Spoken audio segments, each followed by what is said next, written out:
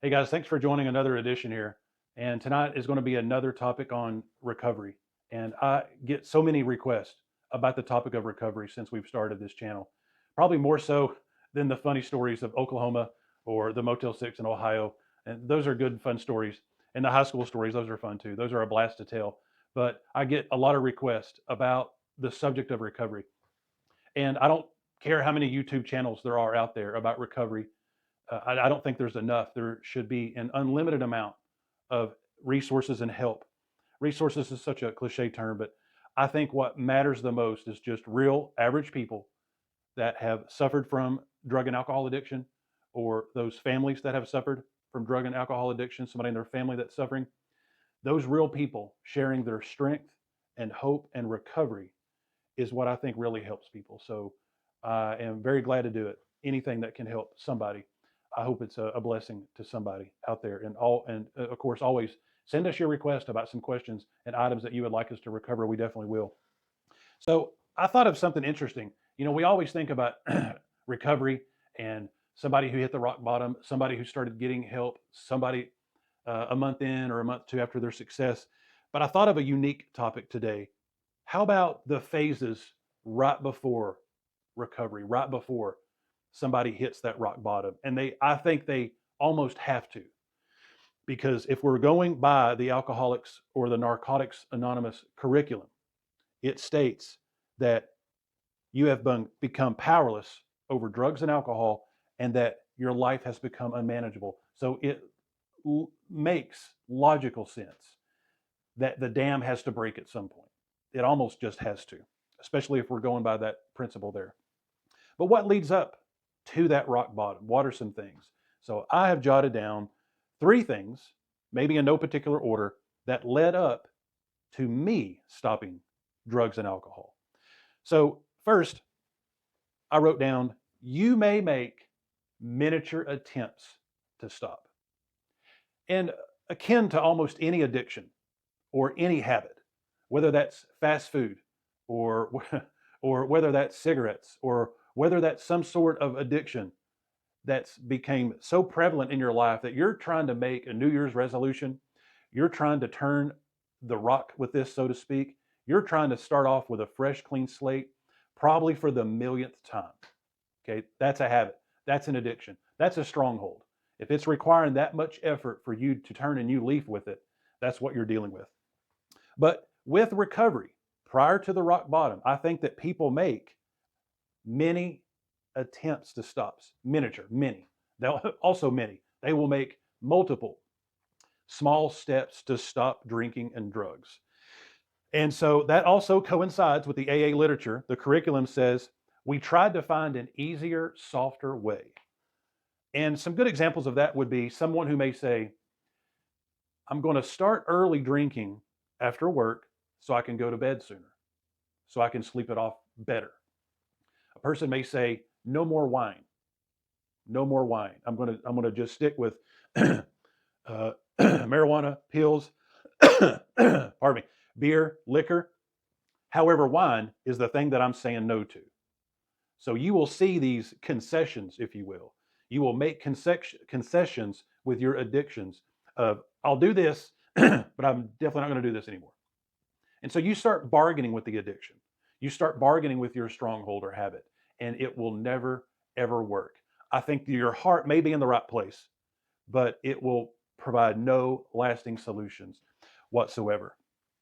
And so those are some of the easier, softer ways that an addict will try to do everything but totally let go of the addiction. So they will stick with just drinking on Monday, Wednesday, Friday, like almost it's a workout routine. Monday, Wednesday, Friday, take it easy, take it light with it on the weekends, or go super hard on Saturday because you've got Sunday to recover.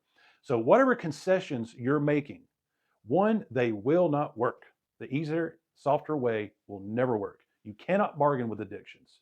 You have to go all the way out of it. You have to totally 1000% let it go.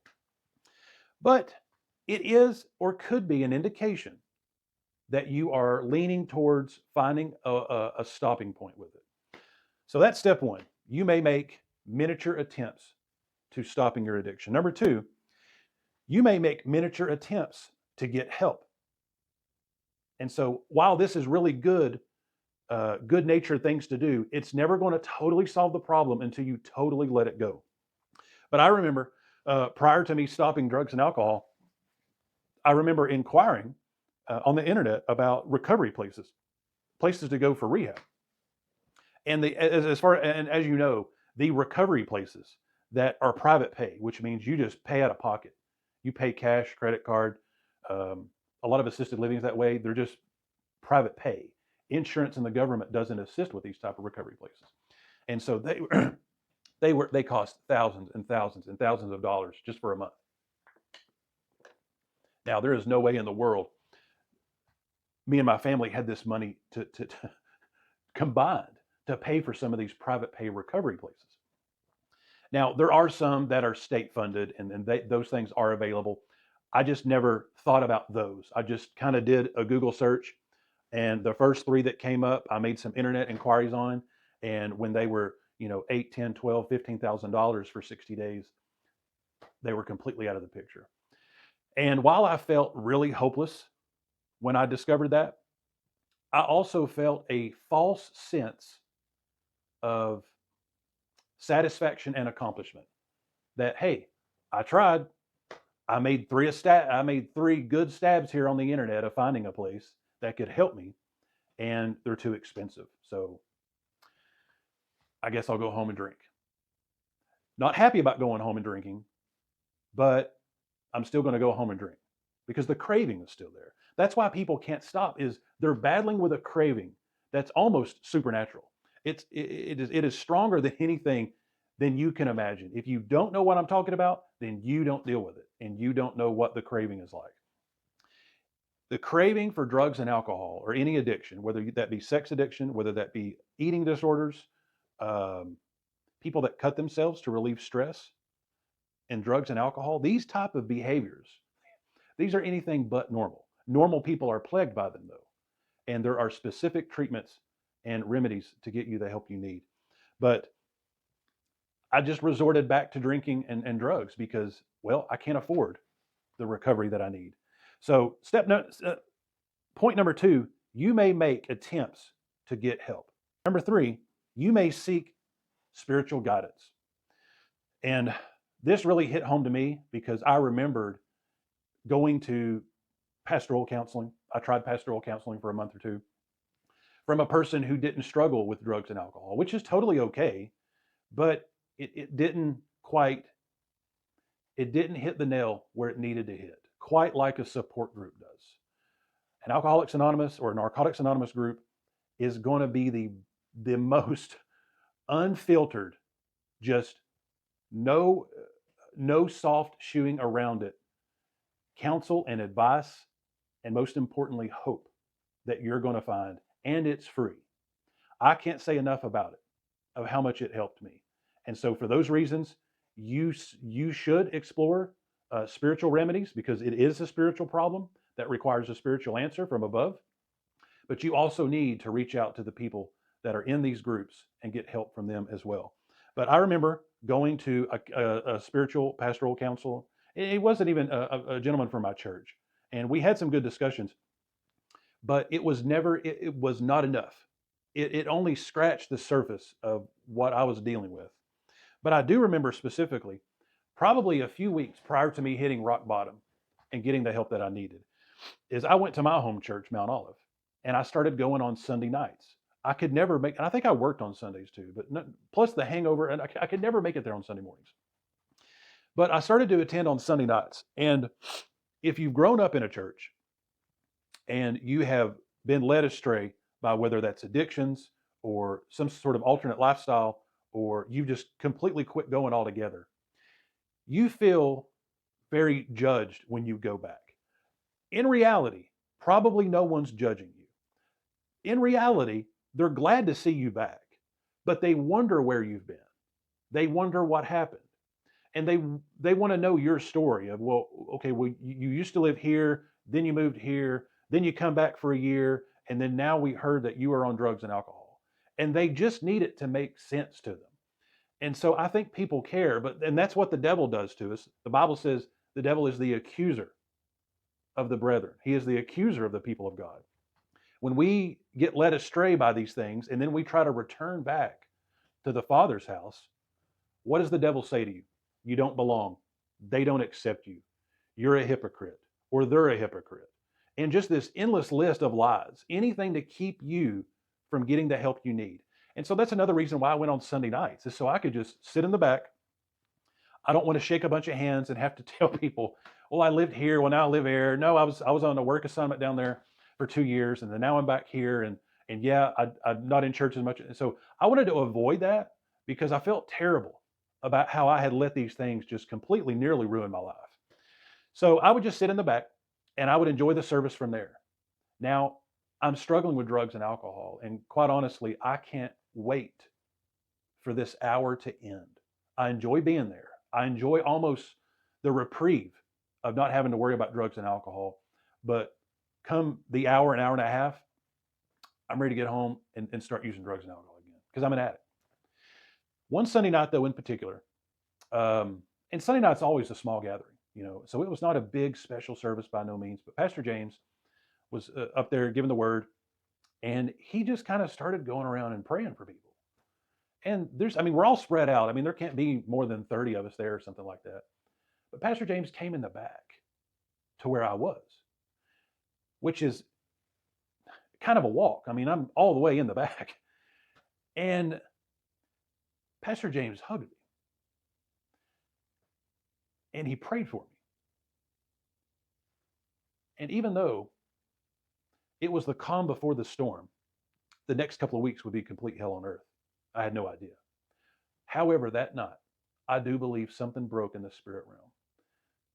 The compassion that I felt from him, all of those feelings of being judged,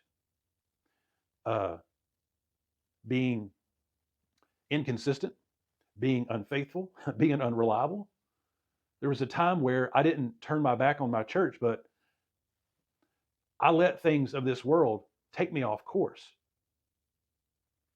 All of those feelings of inadequacy and unworthiness and rejection, and they were falsely there, but they were there inside of me, disappeared. Disappeared when he hugged me and prayed for me. And I'll never forget that. And I wrote him a letter about it. So that is one of the steps that I think happens before a person ultimately hits that rock bottom. This is the calm before the storm, I believe. Most people have to hit this rock bottom. The dam has to break. Some things have to just completely explode in your face because your life has become unmanageable. So those three things: you make miniature attempts to stop drinking, you make concessions with your addiction, you make some attempts to get professional help, whether how feeble or strong those attempts are, you do make some stabs at getting some professional help. And three, you seek spiritual guidance. And so those are three things that I jotted down that I thought were super powerful today. Things that may lead up to a person stopping drinking and alcohol.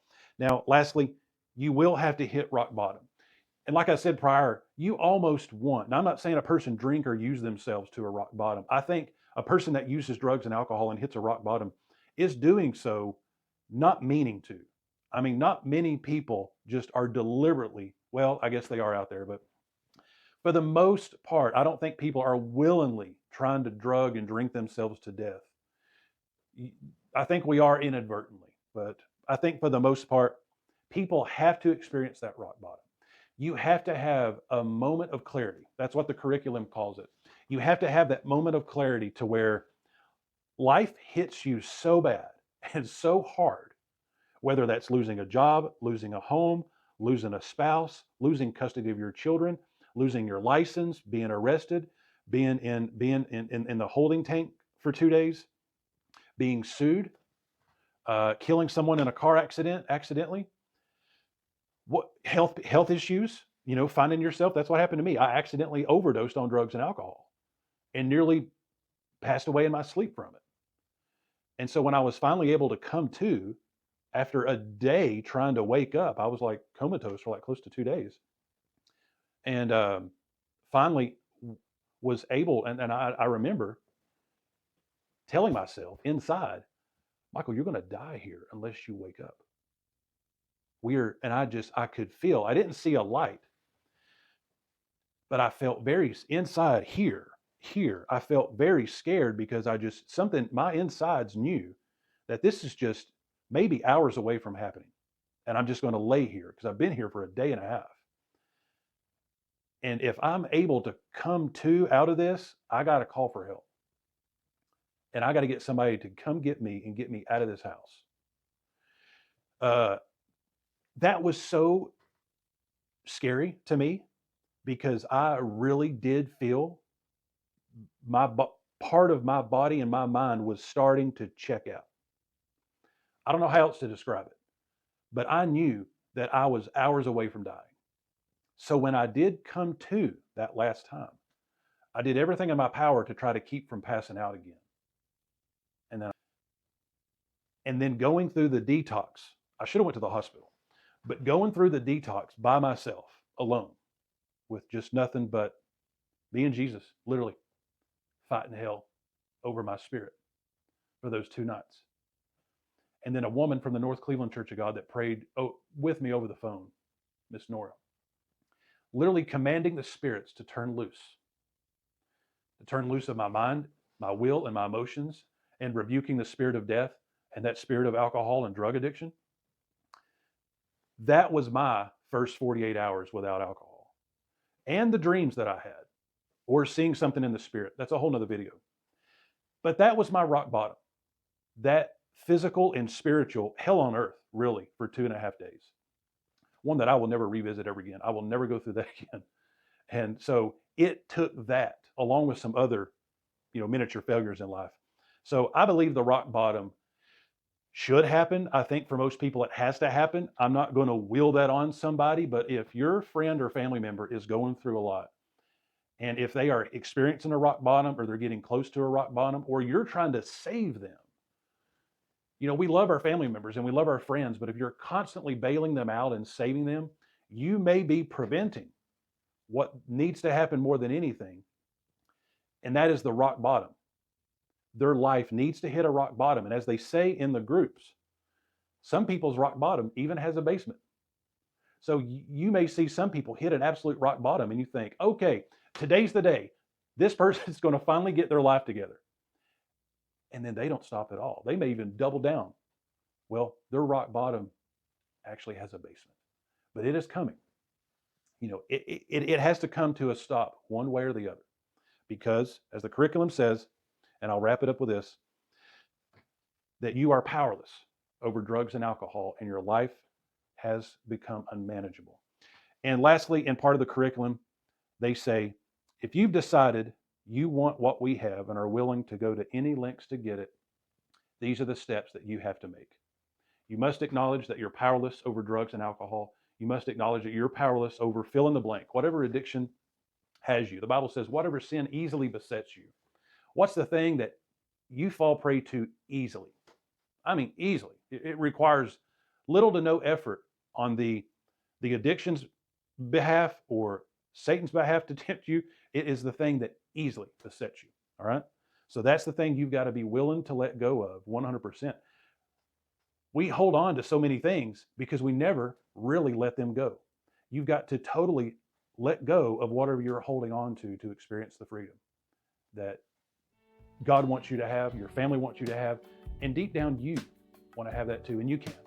Drop us an email, drop us a message anytime with requests, whatever you're going through. We would like to hear what you're experiencing. We want to share your hope and recovery as well. So thanks for enjoying this episode. Have a great day. See you next time.